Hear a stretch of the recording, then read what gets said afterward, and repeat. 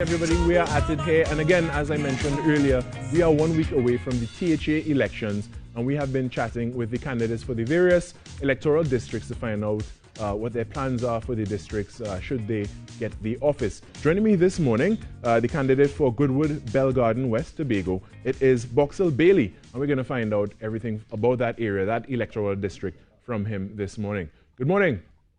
Good morning. Welcome to the Now Morning Show.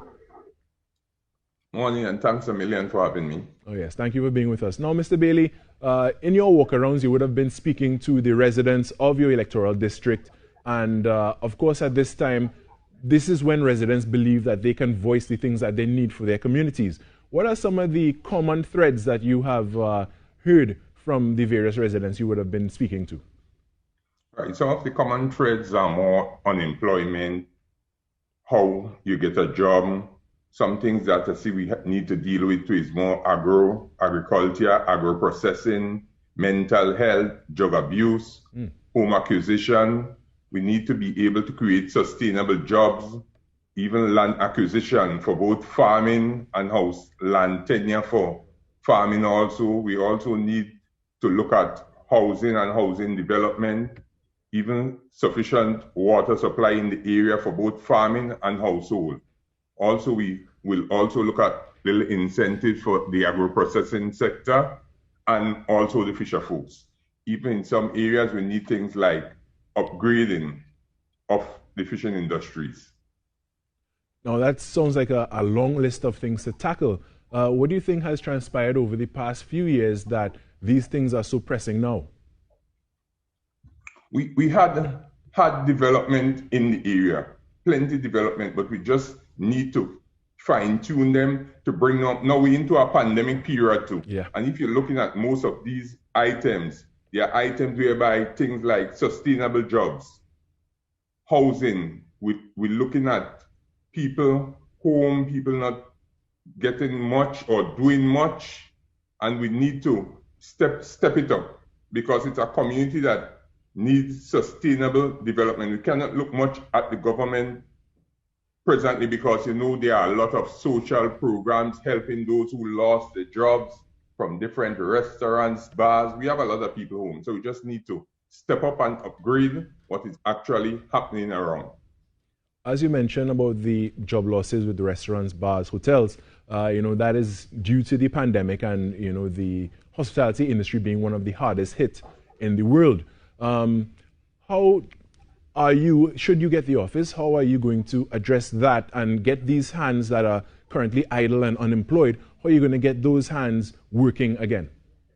Right. Well, one, the pandemic should be over soon with the introduction of the vaccine. I think Trinidad and Tobago will be stepping up in order to get the vaccine. When this happens, we know there will be an inflow of tourists. We'll have people going out back to supply the tourists, even to supply the local customers around. From the fishing industry, we will have, like, in Tobago, we have some of the best smoked fish. We can actually start more processing, cut down on the importation of smoked herring, and help the restaurants. That will create jobs in the restaurant industry. Even from the poultry industry, will upgrade and deliver. Now, what you spoke of there is a best case scenario. Should things go in that way, then things would happen very quickly. But let's talk worst case scenario now. If things do not happen as quickly as we would like it to be, because around the world we are seeing that there are other strains of the virus that are more infectious, that are sending countries into full lockdown again. So say this pandemic continues for an extended period, what is the plan then? Right, if the pandemic continues for an extended period, we have to actually be in a farming community. We have to grow what we eat and eat what we grow. So we definitely have to look at how we feeding ourselves, because at this point in time, the import would be less and we need to actually feed ourselves. Now, when you spoke of imports there and you spoke earlier of agro-processing, there are a number of downstream industries in which there's a lot of opportunity in Trinidad and Tobago, being that so much of the food that we consume here in Trinidad and Tobago is imported. there's a lot of opportunity to create things that would have otherwise been imported. How are you prepared, for that community, for that electoral district, to tap into some of those things that would be disconnected from getting into the country? Right. Well, I'm actually a farmer coming from and also an agro-processor. And while we could plant the fruit, there are a lot of things, fruit juices, we have pepper sauce, seasoning, tomato ketchup, even pumpkin ketchup. We actually in a zone that we could communicate with the people, communicate with the farmers, communicate with the agro-processors, and actually keep our community and keep Tobago and Trinidad and Tobago going.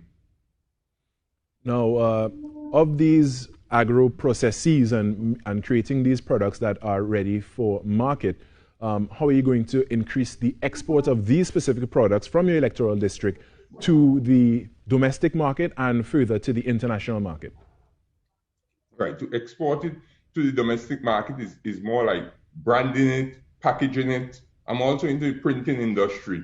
We need to brand especially for the local market, for the foreign market, and we have methods coming on stream that will help to export them and get them outside. And you spoke earlier as well of mental health issues and drug abuse in your electoral district. How are you prepared to deal with those things, in the long term and in the short term? Right. In the short term, drug abuse. Drug abuse help comes when people not finding job, not finding things to do, so maybe they sit around and just actually find a way out. Mental health issues is more like coping, knowing your ability, knowing how you cope, how you can get involved in certain things, what your stress level is like. So we need to provide training in those areas as much as possible. All right, well, I want to thank you so much for your time this morning, Mr. Boxil Bailey, candidate for Goodwood, Belgarden West in Tobago. All the best for the upcoming election, 1 week away, and we look forward to what is to come in the future for all the candidates who are vying for office right now. Thank you so much, Mr. Bailey. All right, that was my chat there for Meet the Candidate, and we will continue as we lead up 1 week away from the THA elections. So we will find out what the various candidates for the various electoral districts have planned for their electoral district should they hold the office or win the office. All right, we're going to take a short break, and when we come back, we have much more. Stay right where you are. This is our morning show. We do it a billion times. We go do it